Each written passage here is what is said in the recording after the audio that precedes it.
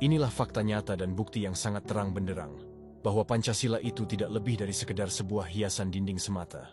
Pancasila 1. Ketuhanan yang Maha Esa. Jelas di sila pertama ini disebutkan bahwa Tuhan adalah Maha Esa di atas segala-galanya. Dalam hal ini, seharusnya para wakil rakyat dan pemimpin negara takut kepada Tuhan. Jika mereka gagal dan ingkar kepada janji-janji mereka untuk menyejahterakan seluruh rakyat Indonesia. Tapi faktanya tidak sedikit dari mereka yang memperkaya diri sendiri.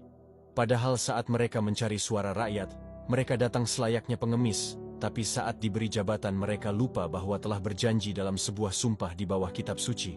Kemudian sila kedua berbunyi, kemanusiaan yang adil dan beradab.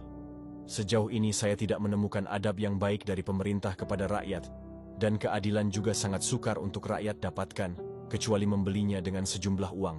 Terlihat jelas bahwa keadilan dalam sila kedua hanya omong kosong dan sulit didapatkan, karena tidak ada satupun dari seluruh rakyat Indonesia yang telah merasakan keadilan yang hakiki. Justru yang dipertontonkan adalah, keadilan itu menjadi seperti sebuah barang yang dijual terbatas oleh para penegak hukum untuk rakyat miskin, tapi dijual obral seperti barang asongan untuk para pejabat dan orang-orang kaya. Lalu sila ketiga pun berdengung dalam kalimat Persatuan Indonesia. Dari sila ketiga ini muncul pertanyaan, kenapa rakyat atau mahasiswa sering melakukan demo?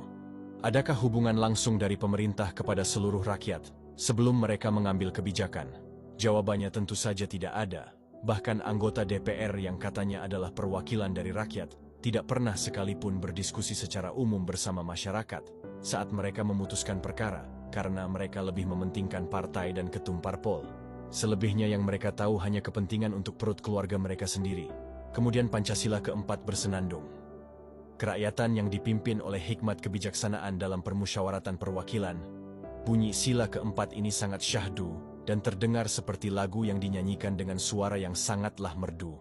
Padahal pada kenyataannya, sila keempat ini lebih mirip seperti suara petir yang menggelegar, lalu menjadi sebuah bencana besar, kemudian berubah menjadi malapetaka maha dahsyat, yang berkepanjangan untuk masyarakat Indonesia, khususnya bagi rakyat kecil dan orang-orang miskin. Kenapa bisa dikatakan demikian? Karena dalam sila keempat inilah sumber dari sebuah kehancuran negara akan tercipta. Bagaimana negara tidak hancur jika para pejabat tinggi negara dan para wakil rakyatnya melakukan korupsi besar-besaran, dan itu mereka lakukan dengan telanjang secara berjamaah.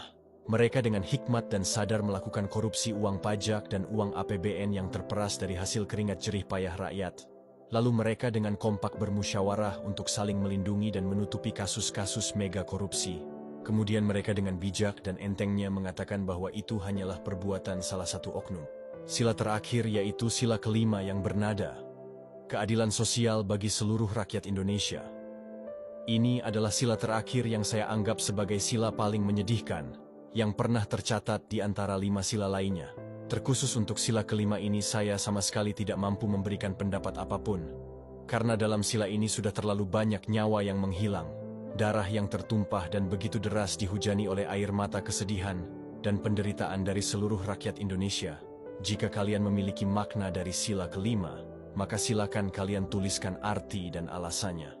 Saya tidak sanggup untuk menguraikan sila terakhir, karena jauh di dalam lubuk hati sanubari ini sedang menahan rasa sakit dan sedih yang hampir membuat mata ini meneteskan air mata.